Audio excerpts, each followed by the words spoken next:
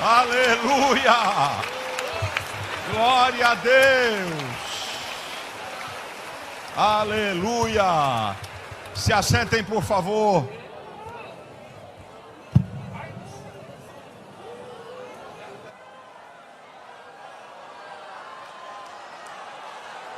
Aleluia! Oh, glória a Deus! Uma honra receber aqui a pastora Edileuza, que é a esposa do pastor Marcos Feliciano. Fica de pé, minha querida irmã. Gostaria que vocês recebessem com aplauso. Está ali do lado da minha esposa, a pastora Elisete. Está aqui o Roberto Marinho, que não é da Globo, certo? Tocou muitas vezes nos nossos congressos, um grande tecladista que acompanha o pastor Marcos Feliciano. Chega aí, meu filho. E aqui com alegria e com prazer, todos aqui já conhecem, sabem, pastor Marcos Feliciano, que tem sido uma referência no Congresso Nacional, em defesa de nossos princípios e valores, se posicionando, tomando pancada também, porque quem se posiciona a favor das coisas de Deus se prepara que o pau vai cantar, né? É a vida, mas louvamos a Deus pela vida do pastor Marcos Feliciano. Só 30 segundos, bota na tela quem vem quinta-feira que eu esqueci aí. Põe aí para mim na tela, quem vem quinta-feira aí? Eita, Maurinho Ferreira e a Elaine Martins. Esse cabra é bom, é um grande pregador. E a Elaine também é conhecida. Bem, eu queria que vocês recebessem com aplauso o pastor Marcos Feliciano.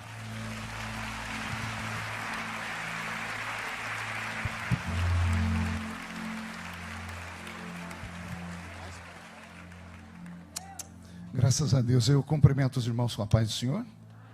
Quem está feliz com Jesus hoje? Então, encontra uma pessoa bonita do seu lado e dê um sorriso para ela, nem que seja com os olhos, né? Uma alegria poder estar aqui nessa linda igreja, acompanhado da minha querida esposa, que esse ano completamos 29 anos de casado. E estou até meio perdido aqui, viu, irmãos? Vão tendo paciência aí, tá? Alguém já fez alguma oração que se arrependeu depois ou não? Eu fiz, pastor. E eu passei a semana inteira orando. Falei, Jesus, não escuta aquela oração, não. Porque eu falei, Jesus, o meu sonho é pregar na ADVEC antes de morrer. Você ri porque não é você, bocó. Depois, o dia que o pastor Silas me chamou, eu falei, meu Deus, e agora? O que eu faço? Não me leva não, senhor. Eu falei, será que a minha sogra está orando muito? Eu tenho paciência, né? Pois bem, vamos estar em pé em reverência à leitura da palavra do Senhor. Abra sua Bíblia no livro do profeta messiânico, no profeta Isaías, capítulo de número 43. Mais uma vez, muito obrigado, pastor Silas, pela confiança, pelo carinho. Cumprimentar aqui a pastora Elisete, a minha esposa quer ser discípula da senhora, viu? Ela formou esse ano em psicologia, a senhora precisa de uma assistente, está aí do lado da senhora. Os meus amigos aqui parlamentares, pastor Sóstenes, criador de pontes, muito obrigado, amigo. Pastor Otônio de Paula, Hélio Lopes, né? O filho do Otônio, seu filho, né, Otônio? Tá bonitinho o menino aí, né? Deus é fiel. Isaías capítulo 43. Quem encontrou, diga amém. Mas assim diz o Senhor, que te criou, ó Jacó, e que te formou, ó Israel. Não temas, porque eu te remi. Chamei-te pelo teu nome, e tu és meu. Quando passares pelas águas, eu estarei contigo. Quando passares pelos rios, eles não te submergirão. Quando passares pelo fogo, ele não te queimará, nem a chama arderá em ti. Porque eu sou o Senhor teu Deus, o Santo de Israel, o teu Salvador, que dei o Egito por resgate, a Etiópia e Sebá por ti. Amém, igreja? Até aqui. Fecha a Bíblia, por gentileza. Coloque a mão no coração por um minuto. Senhor, nós te agradecemos e te louvamos, porque o Senhor é bom. Neste momento, Pai, eu lhe peço inspiração para poder falar à sua noiva. E que cada palavra que eu falar, Senhor, encontre guarida em um coração que esteja necessitado. Como sempre peço, gostaria que o Senhor cercasse esta igreja com a sua presença. E que num raio de 5 quilômetros, onde houver um demônio alojado, eu dou a esses demônios segundos para sumirem da penha. porque se não sumirem, serão queimados pelo poder da sua glória que aqui será derramada.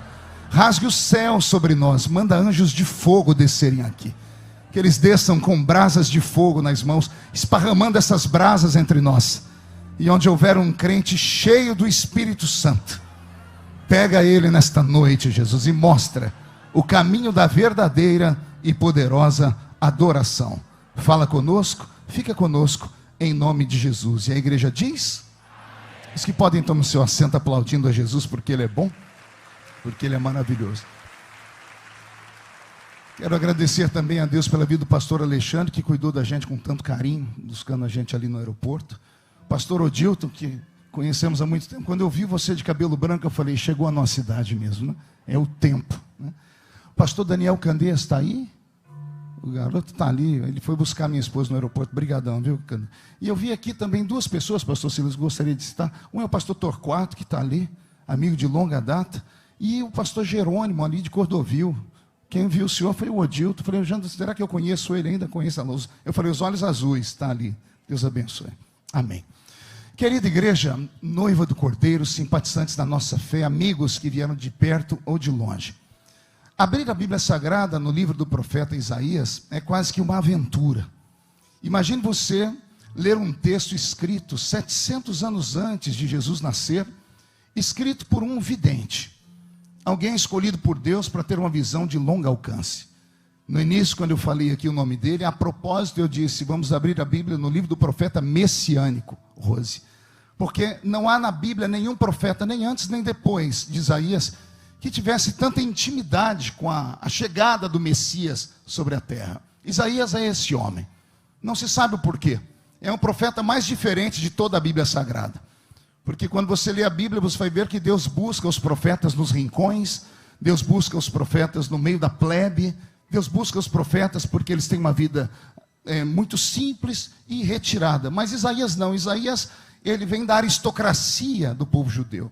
Ele é sobrinho do rei que viveu no seu tempo, que é o famoso rei Uzias. Portanto, ele tem uma espécie de sangue azul nas veias. Então, ele tem uma proteção para poder profetizar. Tanto que, enquanto o tio dele era vivo, ele dava de dedo no nariz de todo mundo. Porque o profeta usa geralmente o dedo indicador, né? Ai de ti, ai de ti.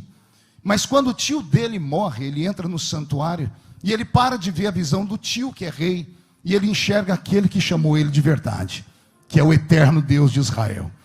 E quando ele vê o eterno Deus de Israel assentado num alto e sublime trono, cercado por serafins, que voavam acima dele cantando: santo, santo, santo é o Senhor dos exércitos.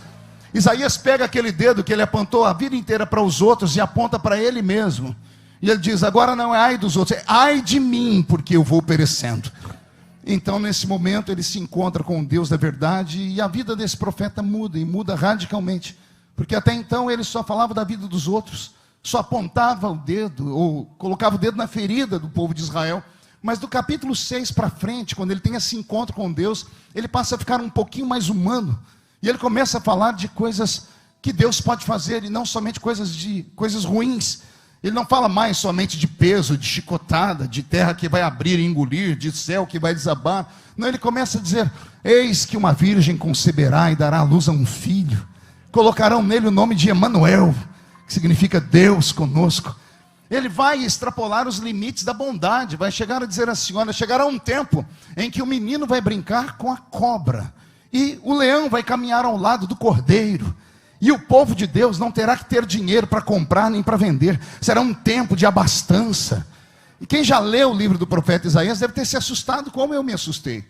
O livro de Isaías, ele é quase como uma mini Bíblia, né?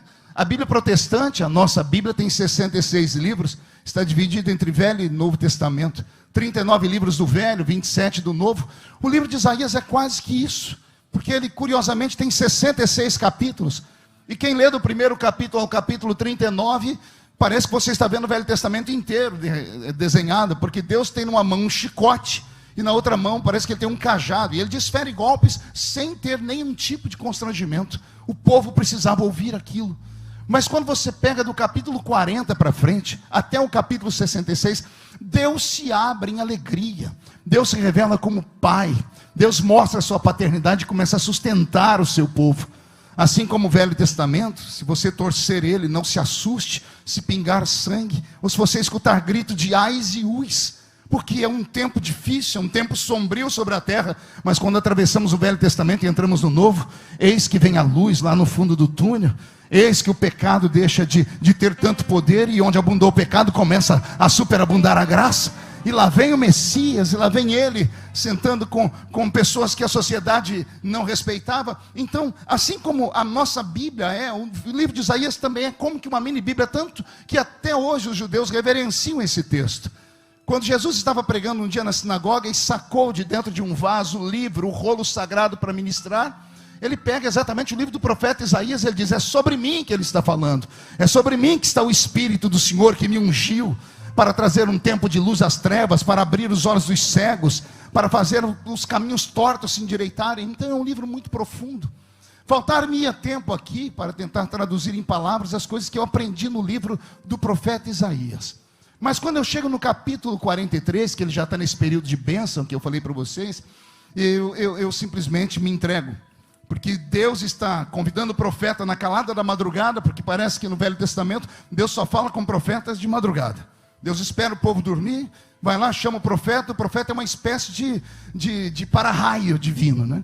Parece que como Deus não dorme, o Senhor não dorme, o guarda de Israel não dorme, ele acorda o profeta e diz: vamos bater um papo.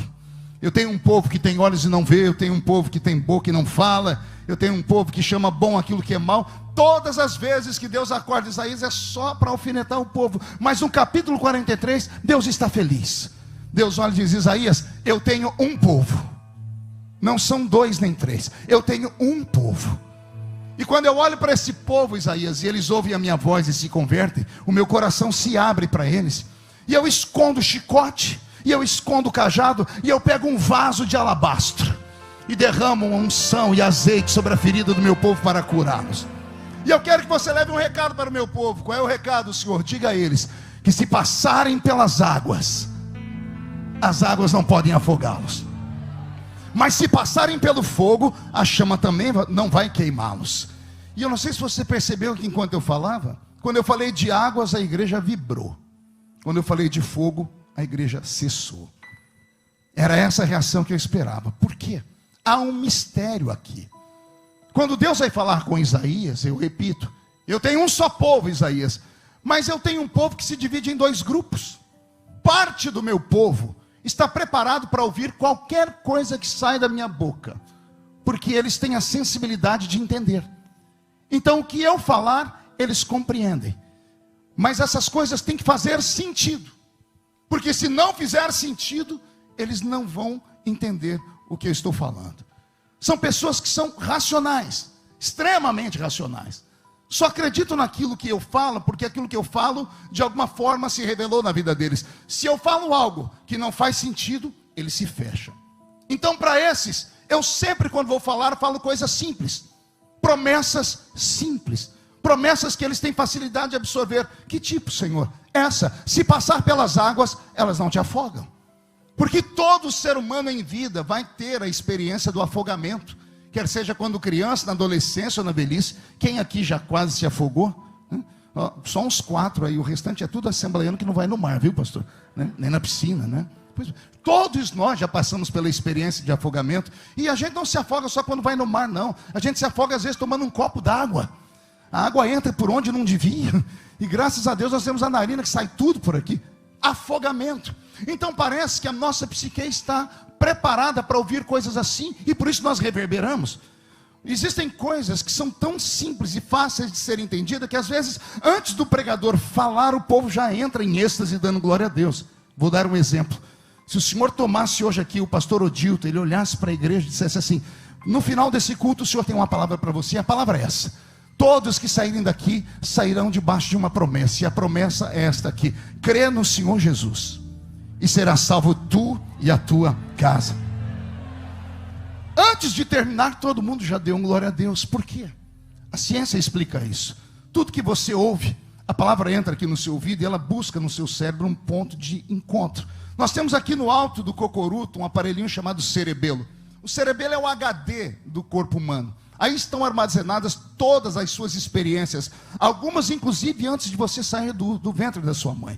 Então tudo que você já passou na vida está aí, é preciso um gatilho para despertar. E às vezes basta você andar na rua e sentir um cheiro, ou sentir um sabor, ou ouvir uma música, e você retorna no tempo, porque tudo está armazenado ali. Pois bem, quando você ouve uma palavra, esta palavra entra no seu ouvido e ela busca aqui dentro do seu cerebelo algum tipo de informação, algum tipo de experiência já vivida. E automaticamente, quando isso acontece, como nosso espírito está alojado aqui na nossa mente, isso desperta em você uma euforia. E você acaba concordando ou discordando do que está falando facilmente. Quem aqui nunca se pegou ouvindo alguém pregando, ou falando, ou discursando, e de repente está você assim, ó. Ou está você assim, ó. Ou está você desdenhando, porque isso é involuntário. Na verdade é porque isso está armazenado aqui no seu consciente, ou no seu inconsciente, ou no seu subconsciente. Então quando ouvimos alguma coisa que nós já vivemos uma experiência, por exemplo, quando eu falei aqui, crê no Senhor Jesus e será salvo tu e tua casa, automaticamente seu cerebelo trabalhou mais rápido do que todos os computadores do mundo, e mesmo que inconscientemente falando, buscou algum tipo de informação em um culto, onde você viu a irmã Maria e o irmão João dizendo, Jesus salvou o meu filho. Por exemplo, eu batizei a minha mãe o ano passado, 35 anos orando para Jesus salvar a dona Lúcia, e Jesus salvou ela. Porque eu nunca desisti, porque eu ouvi testemunho de outras pessoas. Então quando você ouve uma palavra que faz sentido, é automático, você reverbera concordando ou discordando. Quem entendeu, diga amém.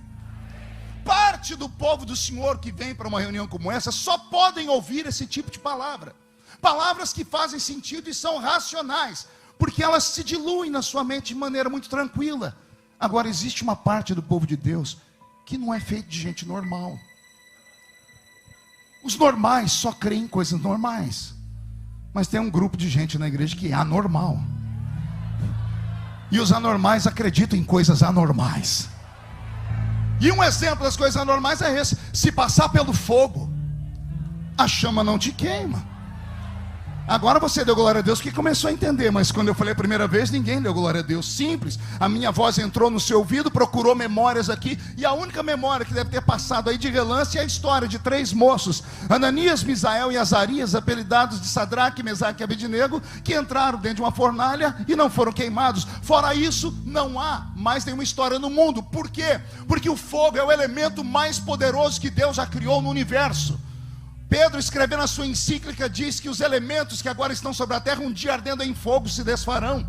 O próprio inferno, que é o lugar mais temido, ou deveria ser temido pelos homens, será lançado num lago de fogo. O fogo derrete o ferro, ele evapora a água, queima a madeira. Então o fogo é o elemento mais poderoso que Deus já criou. E aí vem o Senhor Deus e diz assim: se passares pelo meio daquele poder mais poderoso do universo, ele não pode te queimar. É uma promessa meio louca, porque Deus não está dizendo, eu vou te livrar do fogo. Não, o Senhor está dizendo, se passares pelo fogo. A promessa é, vou te livrar no meio do fogo. Vou te livrar no meio daquela luta, daquela peleja. E aí só os anormais para entender um tipo de palavra como essa. Porque alguns entraram aqui pedindo socorro a Deus, e o seu socorro está chegando. Porque o Senhor manda dizer que onde o homem não pode colocar a mão dele, ele coloca a dele. É claro que para isso não basta você entrar na igreja, porque todo mundo entrou na igreja. Está faltando alguns entrarem no culto aqui, porque o culto é um pouquinho mais alto. Paulo, escrevendo a carta aos Coríntios, diz, quando vocês se ajuntam, uns têm salmos e outros têm testemunhos, palavra e louvor, aí sim vocês saem da terra e entram nas regiões celestiais. Alguém já entrou nas regiões celestiais aqui comigo? Então, por gentileza, com todo respeito aos normais, hoje eu tenho uma palavra para quem é louco, para quem é anormal, para quem já recebeu uma promessa daquelas de arrancar tatu da toca e sabiá do toco, daquela que ouviu aquela profecia, geralmente vinda daqueles vasos que só tem 2 dentes na boca, é o zagueiro e o atacante. Geralmente vem daqueles lugares onde você jamais imaginou. É um morro, é um monte, é aquela irmãzinha do coque, é o irmãozinho do retetê, é aquela coisa de maluco. E aí ele falou, vou te dar, vou te levar. E você saiu de lá acreditando ou duvidando. Pois bem, eu estou aqui para te dizer, se foi Deus que falou, vai acontecer.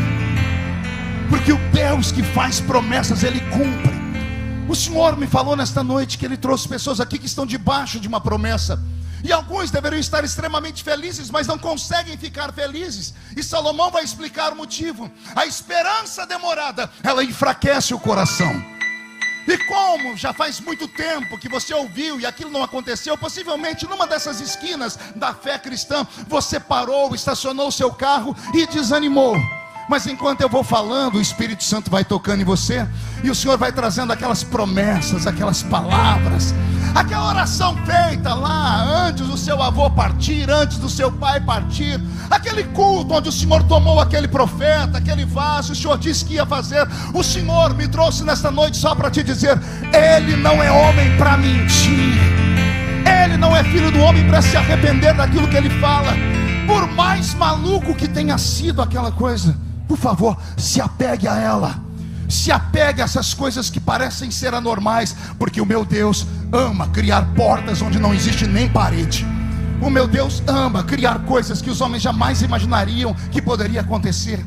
Eu estava, pastor Silas, pregando um dia lá na Batista da Lagoinha, e terminou um culto, eu estou lá vendendo os materiais, quando a gente podia vender, né? Depois o YouTube, o inimigo entrou e acabou com as vendas da gente, ninguém compra mais nada da gente, né? Mas eu ficava feliz vendendo meus DVDzinhos. Chegou um mineiro para falar comigo, mas era um mineiro muito matuto, mas bem da roça mesmo, e ele estava com uma sacolinha de plástico branca, né? E ele olhou para mim e chegou como mineiro, né? Pelas beiradas, e ele disse: ô pastor Marco, eu senti de te dar um presente. Eu falei: eu senti de receber, me dê logo. Porque é raro alguém querer dar alguma coisa pra gente. Eu falei: eu senti, me dê logo. Ele enfiou a mão dentro daquela sacolinha e tirou uma caixa de paçoquinha embrulhada. Alguém já comeu isso aqui?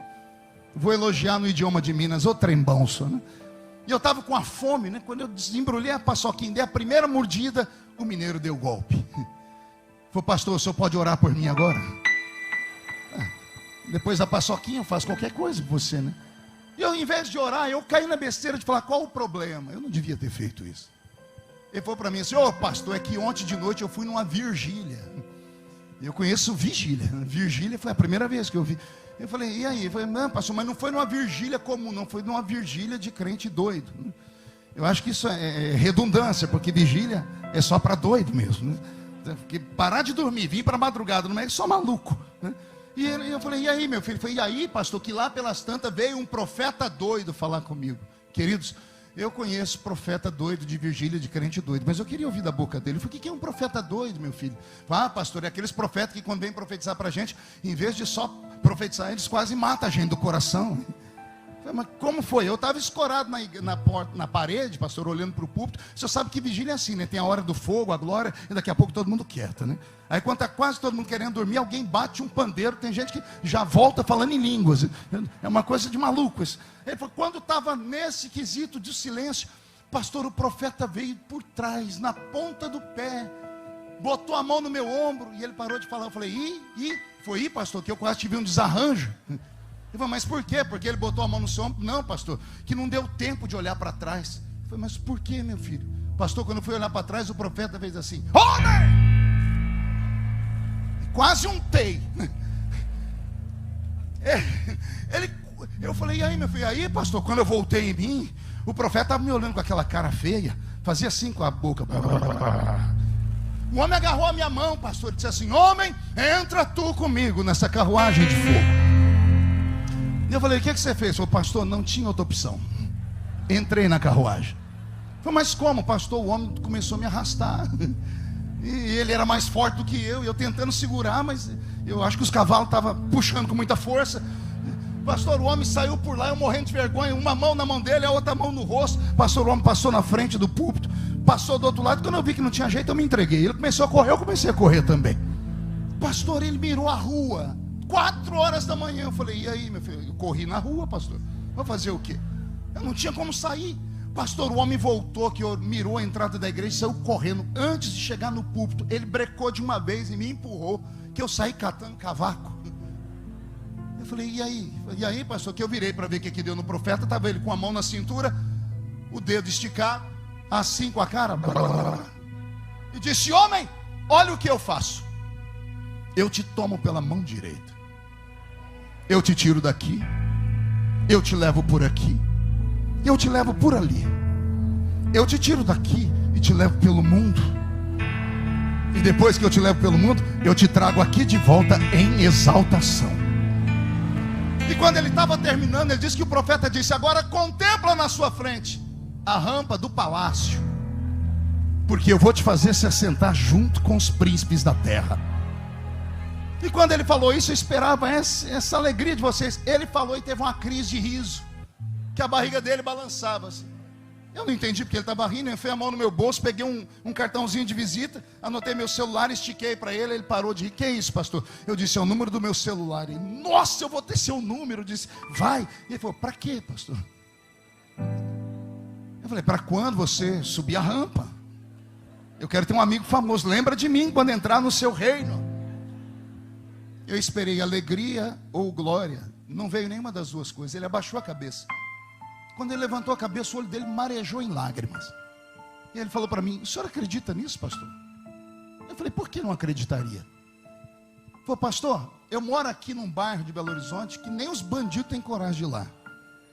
A porta da minha casa não tem fechadura, é escorada com uma cadeira de fórmica. Pergunta para sua mãe o que é isso, ou para sua avó.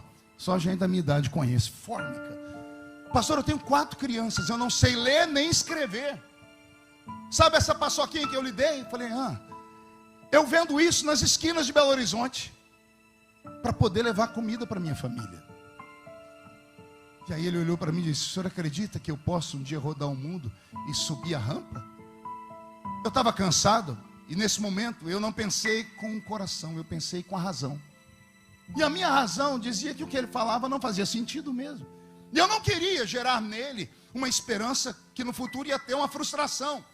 Então eu fiquei pensando o que falar para ele, que desculpa dar a ele. E quando eu fui falar, e agora eu falo para quem é espiritual, não sei se você acredita nessas coisas, tudo que estava na minha frente sumiu. Eu tive uma espécie de arrebatamento de sentido, sumiu tudo na minha frente, pelo Espírito Santo. Eu olhei e não vi mais nada. Eu estava num lugar que eu não sei se era grande ou pequeno, se era escuro ou claro.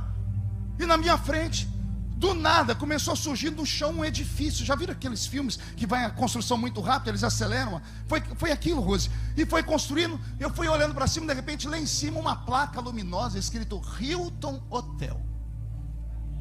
Eu olhei aquilo e pensei: o que é isso? Agora eu já não estava mais aqui, porque lá no que devia ser o 8º andar tinha um homem de terno olhando para baixo. Só que eu não vi o rosto dele por causa da luz que estava atrás. Só que agora eu já não estava mais aqui, eu estava atrás do homem. O homem virava a cabeça, eu virava, eu vi tudo que ele via. Quando ele olhou para a direita, estava o estádio de Wembley, na Inglaterra. E eu falei: eu conheço esse lugar, isso aqui é Wembley. E quando eu disse isso, uma voz gritou bem alto: se lembra, meu filho? Quando eu fui responder, desapareceu tudo. Aquele homem de terno começou a se transformar, e ele ficou pequeno, ele virou um adolescente. E agora, como adolescente, ele tinha nas costas uma mochila, e dentro da mochila tinha um facão de cortar cana de açúcar, uma marmitex. Ele usando uma roupa de boia fria, e ele estava subindo na boleia de um caminhão de pau de arara, quando isso ainda podia. E ele olhou para trás e deu um sorriso meio desdentado, e eu fixei o olhar nele, e a voz gritou comigo de novo: se lembra, meu filho? E eu não entendia nada. Desapareceu aquela cena, e aquele adolescente virou uma criança, um menino de 6, 7 anos de idade, de shortinho roto, descalço, todo sujinho, carregando nas costas uma caixa de engraxar sapato. E aí o menino olhou para mim e deu um sorriso, mais banguelo do que o segundo. E o Senhor disse: e agora, se lembra, meu filho? E eu tive uma crise de choro, pastor Silas, porque aquele menino era eu. O Senhor mostrou a minha vida de trás para frente. O Hotel Hilton é o lugar que a gente fica quando vamos lá em Londres, na igreja do seu amigo, pastor Wesley, que a gente faz lá a escola bíblica. E à direita do hotel está lá o estádio de Wembley. Só que antes disso, o Senhor me fez lembrar que eu fui cortador de cana. E antes de ser cortador de cana, eu fui engraxate. Aí o Senhor falou para mim: se eu fiz na sua vida,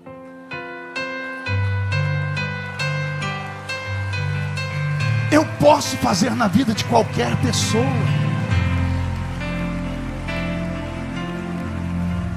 Chorando, eu voltei em mim, estava um mineiro na minha frente chorando. Eu dei uma sacudidela no ombro dele e falei para ele: pare de chorar, rapaz, porque se foi o meu Deus que falou com você, o Deus que fez a estéril ser mãe de filho, o Deus que afundou a muralha de Jericó no chão, o Deus que fez uma jumenta falar, o Deus que transformou as moléculas de um machado de ferro em isopor para flutuar na flor da água, o Deus que deu visão a um profeta para enxergar o Messias 700 anos antes dele nascer, o Deus que fez a virgem ser a mãe do Salvador, a estéril ser mãe de filho. Se foi ele quem falou, quem viver verá, para ver que tudo que sai da boca dele se cumpre. E eu só queria saber uma coisa: será que eu estou pregando no lugar certo? Alguém aqui que está debaixo de uma promessa de Deus violenta? Se você está debaixo de uma promessa de Deus violenta, por que essa cara feia, parecendo que foi batizado num pote de vinagre? Por que ficar olhando o pregador com um olhar de dúvida, com esse olho seco, parecendo olho de sapo que morreu no dia de enchente? Se você tem uma promessa de Deus, por que ficar num culto como esse com essa boca travada, essa boca de aço, essa língua de ferro, esse queixo de concreto? Se você tem uma promessa de Deus, reage, agarra o diabo pelo chifre, esfrega a cara dele no chão. Não me interessa as circunstâncias, não me importa onde você mora, não me importa o que falaram para você. O que me importa é que quem deu a palavra penhorou ela na cruz com seu sangue. Se você tem uma promessa de Deus, reage nessa noite.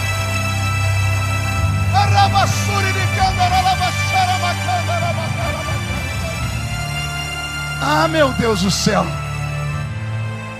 quem tem promessa de Deus não pode se entregar, não pode andar pelas ruas do Rio de Janeiro com esse ombro caído, parecendo um menino que tomou uma pedrada, ou uma rolinha que caiu de cima de uma árvore porque tomou uma pedrada de um menino levado. Você não é um ser humano normal, você deixou de ser normal quando entregou a vida para Jesus. Paulo, escrevendo a carta aos Coríntios, mapeou 3 tipos de homens: há entre vós os naturais, os carnais e os espirituais. O homem natural é aquele que nasceu uma vez só. E eu não estou pregando para pessoas que nasceram uma vez só, estou pregando aqui para pessoas que nasceram 2 vezes. E isso por si só já é uma loucura. E quando você nasceu a segunda vez, você herdou características do seu Pai do céu. Uma delas é acreditar naquilo que os olhos não veem, é ouvir aquilo que os ouvidos não podem ouvir ainda, é sentir aquilo que o coração ainda não pode sentir. Eu não estou pregando para um povo leigo, estou pregando para crentes pentecostais da Assembleia de Deus e outros que vieram aqui para cultuar conosco, porque eu vinha dizendo no carro para o pastor Alexandre Adevec, tem sido alimento para as pessoas. Só Deus sabe onde este culto está entrando agora. Só Deus sabe quantas pessoas estavam desanimadas e agora estão recebendo esta palavra, porque aqui é um portal do céu aberto. Estamos trazendo o céu para a terra, ou a igreja está subindo para o céu. E eu só queria desafiar os pentecostais aqui a não se sentirem constrangidos, pelo menos nesse momento, a adorarem a Jesus na beleza da sua santidade. O pastor Silas nos ensinou aqui no início o que é esse culto e para que serve esse culto. Não é para você colocar Deus na parede, porque Deus não é uma espécie de gênio da lâmpada, que você esfrega a lâmpada e ele sai e realiza 3 desejos. Não, Deus sabe o que é preciso fazer na sua vida, mas Ele pergunta: você sabe o que você precisa fazer nesse culto? Isso aqui não é um teatro, isso aqui não é um cinema onde você escolhe o filme que quer assistir. Aqui é um quartel-general. Estamos aqui recebendo armadura nova, recebendo armamento novo. Estamos aqui sendo curados das feridas, porque o verdadeiro demônio não está aqui, está lá fora. E o verdadeiro demônio, ele só não consegue encarar crentes malucos que acreditam no invisível, que acreditam no incrível. Então reage.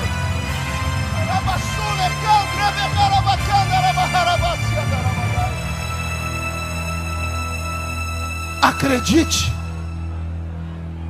porque tem coisas grandes para acontecer na sua vida. Acredite. Você não sabe o que Deus é capaz de fazer para cumprir o que Ele prometeu na sua vida. Eu vou falar de novo. Você não sabe o que Deus é capaz de fazer. Ele mata, Ele dá vida, Ele abre porta, Ele fecha a porta, Ele muda governo, Ele muda a pessoa da rua da sua casa, Ele muda do bairro, da cidade. Esse é o Deus que você serve. Não é um Deus que está pregado em uma cruz ainda.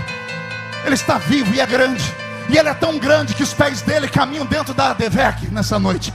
Mas a face dele está diante dos serafins que estão cantando: Santo, Santo, Santo é o Senhor dos exércitos. E a Adevec está ficando cheio da sua glória.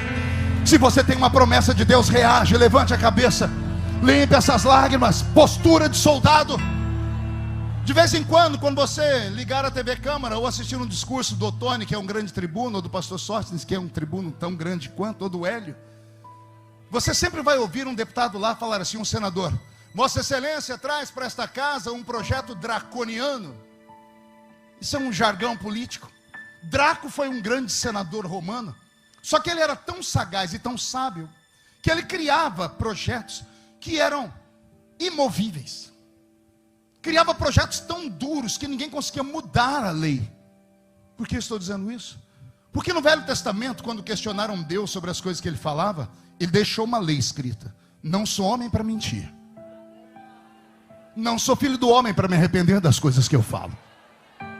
Aí no Novo Testamento, Jesus endureceu a lei. Jesus não revogou, ele melhorou a lei, ele transformou a lei do pai dele numa lei draconiana. Ele disse assim: com meu pai vocês ouviram ele dizer que ele não é homem para mentir, nem filho do homem para se arrepender. Acerca do que ele fala, eu endureço a lei e digo assim: passa o céu, passa a terra, mas as minhas palavras,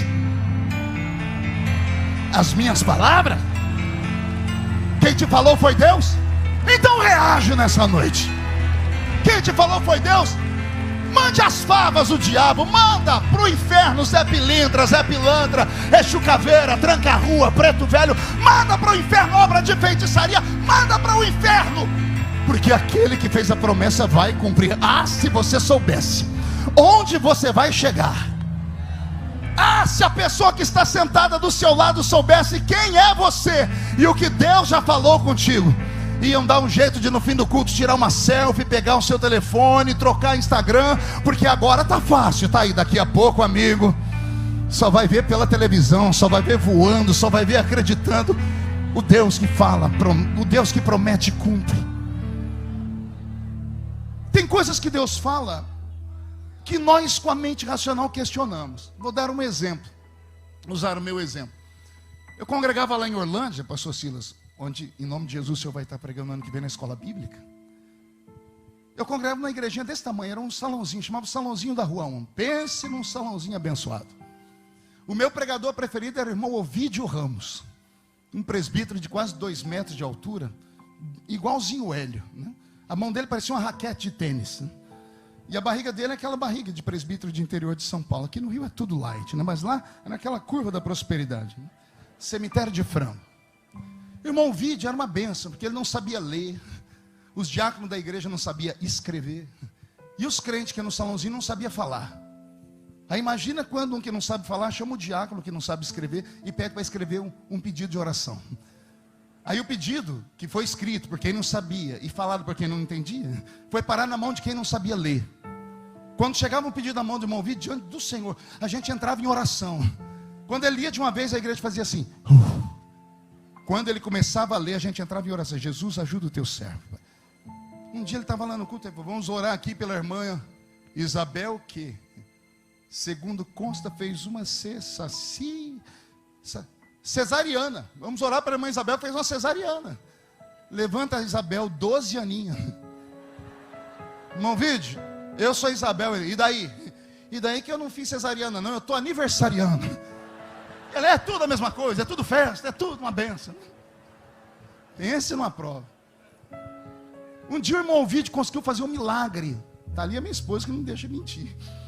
Ele conseguiu pegar um hino da harpa cristã e colocar numa música que não tinha nada a ver com o hino.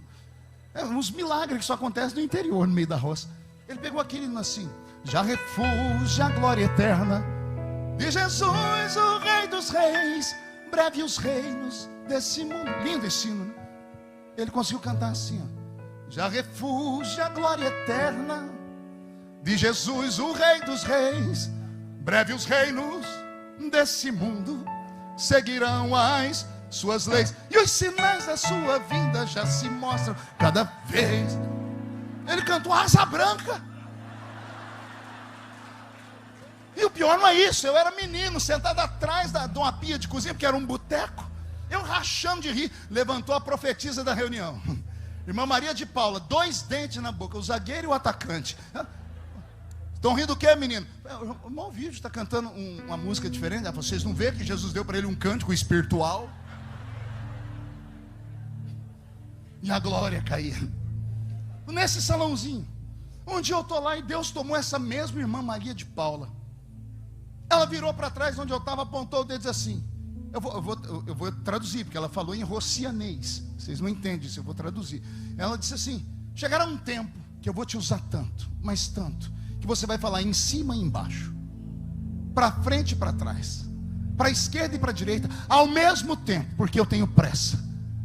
Eu entrei no mistério, o salãozinho gritou. Quando estava todo mundo alegre, levantou um presbítero, que era o mais estudado da igreja. Ele sacudiu um sininho, lá ainda tinha um sininho. Ele falou assim: irmãos, só um minutinho. E ele disse: irmã Maria de Paula, eu lhe conheço há 500 anos. A senhora é uma mulher de Deus, que Deus usa, mas o que a senhora acabou de falar, desculpa, não foi Jesus. E ela falou: por que não? Porque a senhora acabou de falar uma heresia. Ela levantou e disse: o quê? E ele disse: heresia, o que é isso? Ele falou: é o que é antibíblico e leva o homem para o inferno. A velha quase infartou. Ela disse: eu não falei nada disso não. Eu só falei que Deus vai usar esse menino para cima, para baixo, esquerda, direita, frente e atrás, da mesma hora. Ele disse: pois bem, isso é uma heresia, porque só Deus é onipresente. Só Deus está em cima e embaixo. Só Deus fala para frente, para trás, esquerda, direita ao mesmo tempo. E eu me lembro que ela sentou triste, e eu que estava pulando e gritando, sentei mais triste ainda. Você ri porque não era você. Eu saí de lá angustiado, eu fiquei com a vergonha de ir na igreja, os meninos da igreja, tudo mexendo comigo. E aí, ô herético, eu nem sabia o que era isso. Passou o tempo, e ó como Deus é justo. Um dia eu estou descendo do púlpito da igreja, porque eu já era pastor, e eu encontro no corredor a irmã Maria e o presbítero. E o que eu não entendi na hora, não é que Deus me traz na hora a memória, e me explica. Olha como Deus é bom. Primeiro Ele vem e complica a vida da gente inteira. Depois Ele vem e descomplica como num passe de mágica. E só depois Ele explica porque Ele tinha complicado. Entendeu aí ou não? Deus chama Moisés e diz: segue a nuvem, o GPS. Senhor, eu conheço a terra, não segue a nuvem. A nuvem leva ele para frente do mar. Complicou a vida dele inteira. Aí ele cai de joelhos: Senhor, o Senhor diz: toca nas águas, você tem um cajado na sua mão. Ele tocou nas águas, abriu o mar. O problema mais difícil se soluciona. Quando ele chegou do outro lado, ele quer caminhar, o Senhor diz: para, olha para trás e contempla o seu inimigo pela última vez. Porque eu vou te explicar agora, porque eu compliquei lá. Eu queria acabar com o exército inimigo de uma só vez. Quem tem promessa de Deus se prepara. Primeiro Deus vai complicar a sua vida tudinho. Vai falar coisas que você não entende. Vai te levar para a angústia, para a tristeza, a frustração. Porque Deus fala, mas não explica. E a gente quer uma explicação. E na hora a gente não entende. A gente é tomado pelo pavor. Mas quando Deus fala, Ele cumpre. Sentei com o presbítero e disse: é hora do senhor pedir perdão a essa mulher, porque ela nunca mais profetizou. Ele disse: por quê? Quem bate esquece, quem apanha não. O senhor se lembra daquele dia? O dia que ela falou que você ia ser Deus, eu saí na defesa dela. Ela nunca disse isso. Ele falou: pois eu me lembro bem. Ela disse que você ia falar para frente, para trás, para direita, esquerda, para cima e para baixo ao mesmo tempo. Isso não é ser onipresente. Eu disse: não. Isso é tecnologia. O queixo dele caiu. Ele falou: explica. Eu disse: explico. Eu era menino na Vila Tatu e nunca imaginei que Deus ia me dar um ministério com DVDs, com CDs. Eu nunca imaginei que um dia ia ter YouTube. Eu nunca imaginei que um dia o Senhor ia me dar um programa de televisão como eu já tive. E só Deus sabe, enquanto eu estou pregando aqui agora, as pessoas que estão acessando os canais do YouTube estão assistindo uma mensagem minha que eu preguei ontem, ou que eu preguei há 30 anos atrás. Porque quando Deus fala, Ele cumpre. Nem que Deus tenha que fazer aparecer o que ainda não existe. Pega esta palavra, porque isso é só para quem é louco. Nem que Deus tenha que fazer criar algo que ainda não existe, mas o que Ele prometeu na sua vida vai acontecer. Alguém acredita nessas maluquices de pregador? Então recebe esta palavra. Tem um texto da Bíblia, eu encerro aqui, que me deixa sempre meio apavorado quando eu leio. Tem um homem no lombo de um cavalo, guiando Israel para uma grande vitória. E o Senhor diz: eu entrego o inimigo na sua mão hoje. Eu amo quando Deus dá datas. Entrega o inimigo na sua mão hoje. E o cidadão acreditou, e o povo foi com ele. Quando eles estão correndo atrás dos inimigos, e os inimigos sentados em cavalos árabes, os cavalos correm demais, o moço para o cavalo, olha para o Senhor, hoje não dá, amanhã terminaremos a peleja. E o Senhor diz, eu falei hoje. Não diz a Bíblia, digo eu. Se fosse eu, falei, Senhor, meu cavalo não é um morcego que tem radar na cabeça. Não é uma coruja que enxerga no escuro. Como é que eu vou lá enfrentar o inimigo se ao sol se pondo ali, ó a lua brilhando ali? Eu imagino Deus sentado no trono olhando, eu e a minha boca. Os serafins aqui atrás dizendo, santo, santo. Deus tem que dar um jeito. Stephen Hawking, aquele físico britânico, uma das maiores mentes do mundo, herdou o trono que era de Albert Einstein, físico. Ele escreveu num livro chamado Universo em uma Casca de Nós. Ele diz que o universo é um corpo crescente que se expande. Ele diz que se houver alguma retração, que 1 milímetro que seja, se o universo retrair, a mesma explosão que criou o universo é a mesma explosão que destruirá o universo. Por que eu estou dizendo isso? Porque o que aconteceu nesse texto de Josué foi anormal. Na visão humana, era como se Deus dissesse assim, Josué, eu falei, eu cumpro. Visão humana, Deus coloca uma mão debaixo do sol e a outra em cima da lua. Quer luz? Tá bom aí a claridade? Um pouquinho mais de luz. Vai, Josué, não fica à noite até que o inimigo caia, porque eu prometi a promessa hoje. Essa é a pregação do evangelista. Agora, escute o que a ciência fala. Nós vivemos no universo, nós temos um endereço, somos o terceiro planeta que gira ao redor do Sol. Nós giramos no sentido horário. Se você abrir a água da pia da sua casa, você vê que ela gira no sentido horário. No Brasil, só no Marco Zero, lá no Amapá, é que gira ao contrário, por causa do magnetismo do centro da Terra. Nós temos no centro da Terra uma massa chamada amálgama, e dentro dela está minerais, e o centro da Terra é tão quente quanto a superfície do Sol. E é por causa dessa ebulição toda que ela vai soltando gases, e a Terra só não explode por causa dos sucos que existem dentro dela. E esse suco se transforma em veios de água, e essa água é que dá vida às flores, que dá vida às plantas. As plantas sugam a água, e durante o dia elas geram para nós oxigênio, e quando a gente dorme, elas fazem o processo da fotossíntese, e faz à noite o gás carbônico. É tudo um reloginho. E tudo isso funciona porque o Sol vai girando e a Terra vai girando. Nós não percebemos como ela gira, porque somos muito pequenos, tacanhos diante dela. Mas a Terra gira a milhares de quilômetros por hora, por minutos. É uma coisa absurda que não dá para dizer para você aqui. A Terra gira. E ela gira por quê? Por causa do centro dela, esse magnetismo, essa pressão toda. É como uma panela de pressão. Quem já cozinhou feijão aqui? Se não tivesse aquela válvula, acontecia o quê? Explodia. A Terra vai girando, e como ela é poderosa, ela vai fazendo girar todos os planetas que estão alinhados com ela. Tudo no sentido horário. Amém? Quando ela se afasta do Sol, inverno. Quando ela se aproxima do Sol, verão.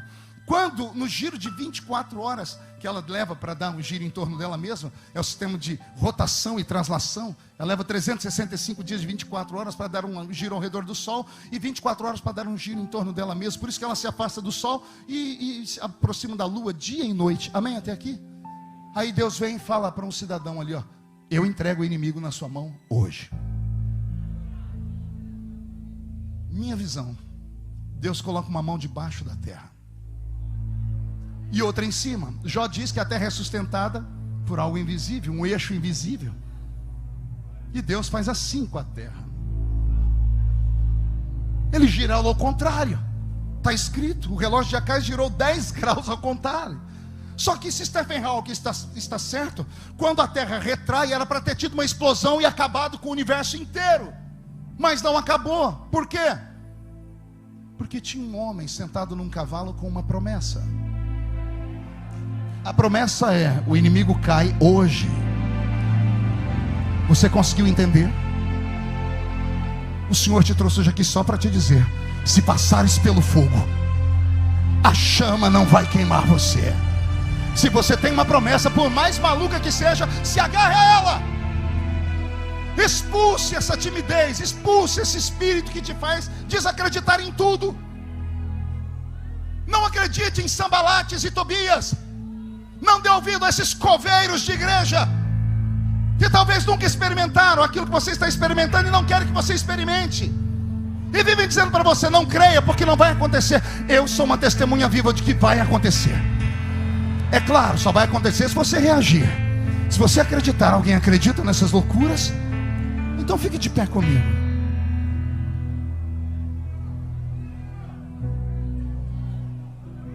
Feche os olhos. Tem dois grupos de pessoas que foram convidados para esse culto hoje. Uma é de pessoas que já pisaram o Santo dos Santos, cantaram, pregaram, profetizaram, e já tem meses, anos que não entram dentro de nenhuma igreja. Talvez vencidos, porque não acreditam mais nas promessas que Deus lhe fez. Mas quando você entrou aqui, você disse: Deus, fala comigo. E o Senhor manda falar para você: garoto, você ainda vai ser pastor. A senhora vai ser uma grande mulher de Deus ainda. Só que onde você está não vai acontecer, porque você se desligou da raiz. Quando você foi excluído, excomungado daquele ministério, aconteceu algo no mundo cósmico. Você foi desligado do céu. Quando dois concordam aqui. Por isso essa vontade de morrer, de matar ou de se matar. Mas Deus te ama tanto, que enquanto eu pregava, Ele te fez voltar lá, do lado da cama do avô, lá daquele congresso de 1800 e bolinha, quando o Senhor disse: eu tenho algo na sua vida. A igreja vai inclinar a cabeça. E se você que está afastado dos caminhos do Senhor, seu apelido é desviado, é tão feio esse apelido. Se você tiver coragem de voltar agora, eu vou orar para que Jesus cumpra tudo o que Ele prometeu na sua vida. E o que eu faço, pastor? Só tem um caminho, é o altar. Se você sair do seu lugar e vier aqui à frente desse altar, vai acontecer uma mudança no mundo espiritual. E olha que eu já escuto barulho de espadas aqui em cima. Anjos e demônios travando uma guerra fria, porque a vitória é daquele que tem uma promessa. Enquanto você pensa, porque eu quero orar por você aqui. O segundo grupo, homens e mulheres que não são evangélicos. Você entrou aqui dentro porque alguém disse: vamos, Jesus tem um milagre para você, a quinta da vitória. Deixou a mãe na depressão profunda, os filhos estão nas drogas, o marido está na cachaça ou no crime. E você veio aqui em busca desse milagre. Só tem um jeito, amigo: é arrepender dos seus erros e pecados, porque aqui é uma igreja, e entregar a sua vida para Jesus Cristo. Porque se você fizer isso, Deus vai mudar a sua história, como mudou a minha. De filho de uma mãe solteira a um homem de Deus. A igreja de cabeça inclinada. E eu quero saber onde está a primeira pessoa. Já chegou aqui a primeira pessoa. Chega mais pertinho aqui de mim. A segunda pessoa, a terceira pessoa. A igreja orando. A igreja clamando. Vem. Isso. Vai, evangelista, trabalha. Tem pessoas vindo da galeria. Isso pode vir chorando mesmo. Volte para Jesus e entregue a sua vida para Jesus, porque o Senhor vai mudar a sua história nessa noite. E enquanto eles estão vindo, os que têm promessa, chame a atenção de Deus. Isso. Chame a atenção de Deus orando, reagindo. O Senhor que te prometeu vai cumprir. Eu estou com o meu corpo todo arrepiado aqui. Eu imagino quantas pessoas estão agora assistindo esse culto, estão querendo voltar. Se você quer voltar agora, deve ter um sistema de mensagens. Mande uma mensagem aí para o site, para o canal do YouTube. Diga: estou voltando agora. E dobre os seus joelhos perto desse aparelho onde você estiver. O Senhor Deus está movendo as águas.